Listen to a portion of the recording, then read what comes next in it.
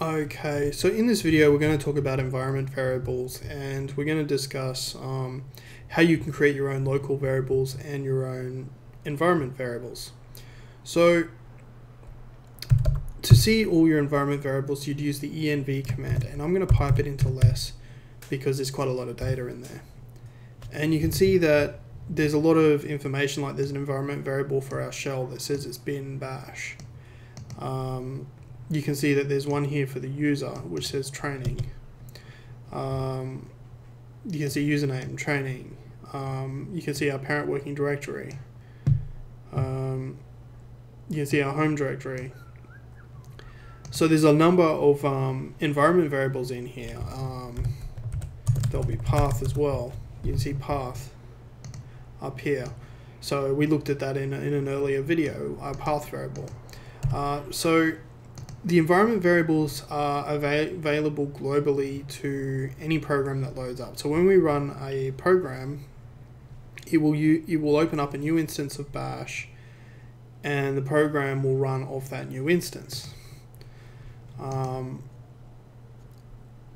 And I'll kind of show you that by creating our own variable. So if we make our own variable called myvar, and we make it equal to some data, and go echo $myvar, you can see that we have some data come up. But if I load up a new instance of bash and echo $myvar, you'll see that nothing comes up because it no longer exists. It was a local variable to the bash session that I'm in now. So if I do echo myvar, it comes up because I exited out of the new bash that I loaded here. So if I wanted it to be available globally to all programs that load up from this bash shell, what I could do is I could export myvar, and now if I load up a new bash instance and go echo $myvar, you can see some data comes up. And that is because if I run env and I pipe it into grep myvar, it is now an environment variable. So it will get passed around to any new processes that load up. Myvar will be available to it. Now, it's only going to be available while this terminal is open. Once I close out of this bash shell, it'll be gone. So unless I put the data into a configuration file like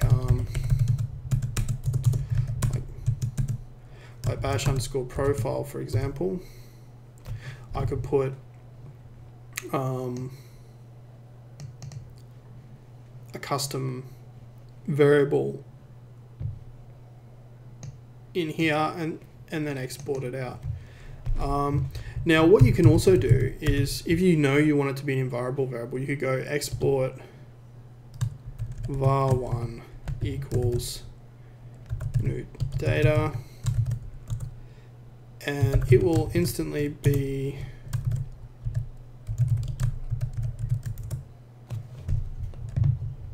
an environment variable because we exported it when we created it. And now we can go bash and go echo $var1, and it exists. But if I close out of the shell and go, yep, close the terminal, and if I open it up again and go echo $var1, echo $myvar, they don't exist because it wasn't saved anywhere to be loaded up as an environment variable. So I'd have to put it in a configuration file like I mentioned before. But I think that gives you a good idea of environment variables and how you can create your own local variables and export environment variables, and how if you wanted to you could use bash_profile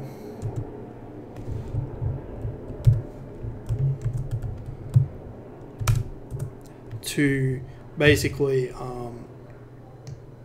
create your own variables in here and then export them out if you wanted to. So every time that you load a bash shell, this script will get run for this user. So you could customize your own environment variables if you wanted to. Alright, so I will end the video there.